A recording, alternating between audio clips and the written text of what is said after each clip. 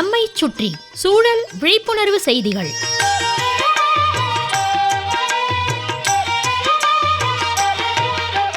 அன்புள்ள ராஜசேகரன் ஐயா அவர்களுக்கு உங்கள் மாணிக்கம் எழுதும் மடல். நலம் நலமறிய ஆவல், உணவே மருந்து, மருந்தே உணவு. பொன்மொழி உங்களுக்கு மட்டுமில்லை, எல்லாருக்கும் தெரிஞ்சது தான். அதுபோல் இயற்கையில் நிறைய மூலிகைகள், மருத்துவ குணமுடைய தாவரங்கள் இருக்குது. இயற்கையாக வளரும் தாவரங்கள் அனைத்துமே மூலிகை பண்புகளை கொண்டவை.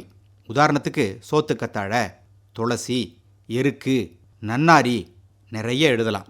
எருக்கஞ்செடியை யாரும் ஒரு பயிராக வச்சு வளர்க்குறதில்ல, சாகுபடி பண்ணுறதில்ல. அதுவாக ரோட்டோரங்களில் வளர்ந்துருக்கும்.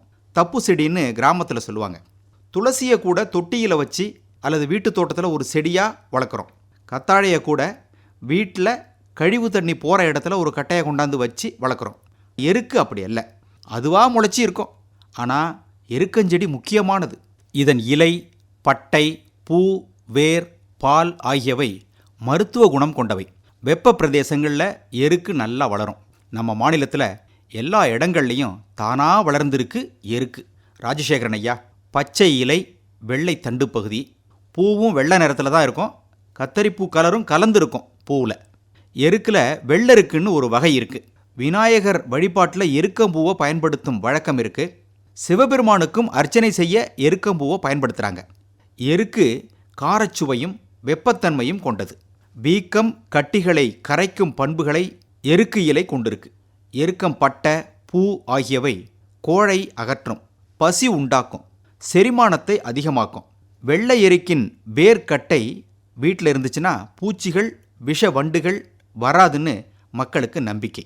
எருக்கம்பூ ஒரு பங்கு, மிளகு ஒரு பங்கு, கிராம்பு அரை பங்கு சேர்த்து அரைச்சி மிளகு அளவு உருண்டையாக்கி காய வச்சு தேனில் 2 உருண்டைகள் என்ற அளவில் கலந்து சாப்பிட்டு வந்தால் இரைப்பை நோய் கட்டுக்குள் வருமா.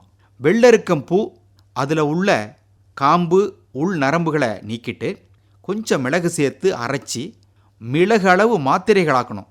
ஒரு நாளைக்கு 1 மாத்திரை, ஒரு நாளைக்கு 3 வேளைன்னு தேனில் உரைச்சி சாப்பிட்டா மார்பில் கட்டின கோழை வெளியேறுமா. எருக்கம் இலையை வதக்கி இளம் சூட்டோடு வச்சு கட்டினோம்னா கட்டி பழுத்து சீக்கிரம் உடையுமா. பல் நோய், பல் சொத்தை குணமாக எருக்கம் பாலை தொட்டு பாதிக்கப்பட்டுள்ள இடத்துல பூசலாம். 3 துளி எருக்கு இலைச்சாறு 10 துளி தேன் விட்டு உள்ளுக்குள் கொடுக்க வயிற்றில் இருக்கும் புழுக்கள்லாம் வெளியேறுமா. எருக்கு தானேன்னு சாதாரணமாக எடுத்துக்கிறோம். நாள்பட்ட புண்களுக்கு அருமருந்து எருக்கு. இவ்வளவு மருத்துவ குணமுடைய எருக்கஞ்செடியை வளர்க்க வேண்டாம்.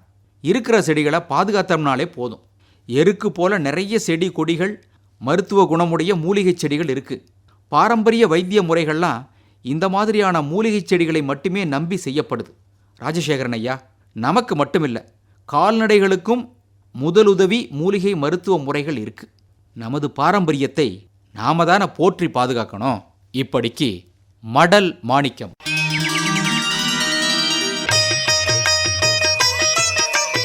நம்மை சுற்றி சூழல் விழிப்புணர்வு செய்திகள் கேட்டீர்கள்.